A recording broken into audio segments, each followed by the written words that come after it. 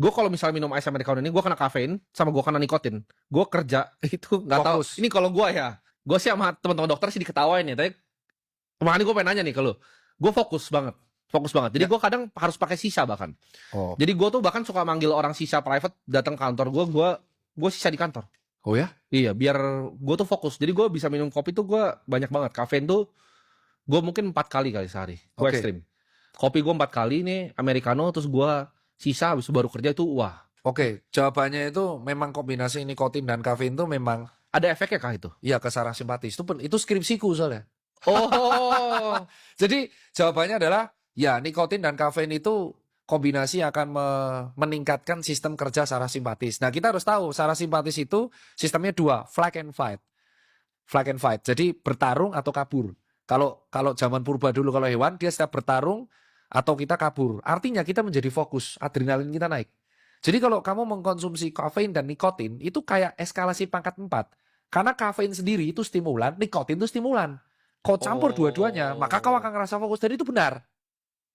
Dan sekali kamu sudah bisa fokus, kamu akan addicted. Karena iya, ini gue edit sama fokusnya. nah, skripsinya kedua adalah ternyata orang yang mengkonsumsi kopi terus-terusan, dia akan toleran saraf simpatisnya. Awal mulanya dengan 3 espresso, aku bisa flag and fight. Iya. Lama-lama nanti 3,5, 4,5 dosis, 5 dosis, 6 dosis. Makanya kamu kalau nggak ada kafein dan nikotin itu sulit.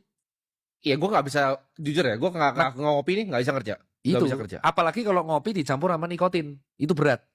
Oh. Nah, sekarang kita akan bahas yang rokok nih. Ini belum aku bahas di mana-mana. Brian Johnson tuh bilang kalau rokok itu yang pertama dihilangin sebelum tidur dan lain-lain rokok, karena rokok tuh dibilang minus 12 tahun pokoknya. Rokok tuh udah gitu minus 12 tahun. Jadi ini kita akan bahas secara fair karena ini sering banget videoku di-cut.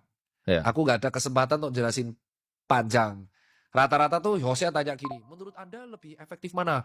Tidak merokok tapi jarang olahraga atau olahraga tapi merokok? Ngeselin kan? Oh iya. Nah ini pertanyaan Kurang pinter soalnya. Ini kalau ngomong sengak banget ya. jadi ada 3 nih. Pertanyaannya adalah, kalau saya mau berhenti rokok, Iya. saya harus gimana? Rokok, vape, atau e-cigarette? Iya. Ini jawabnya agak dangerous ya. Tapi aku minta moga-moga teman-teman bisa mengerti ini semua dokter. Orang pecandu rokok, dia tuh addicted. Dia akan addicted sama efeknya nikotin. Karena nikotinnya itu memang nyandu untuk fokusnya. Jadi dia tuh bisa teng gitu, bisa kayak ya karena nikotin itu kayak kafein. Orang yang sudah addicted sama americano nggak akan bisa lepas sama americano. That's it. Ini boleh gue tanya lagi ya di tengah-tengah ini, karena ini menurut gue ada yang gue penasaran banget. Rokok tuh rasanya buat gue bukan cuma nikotin, tapi pernafasannya. Gue dapet tuh di pernafasan. Ini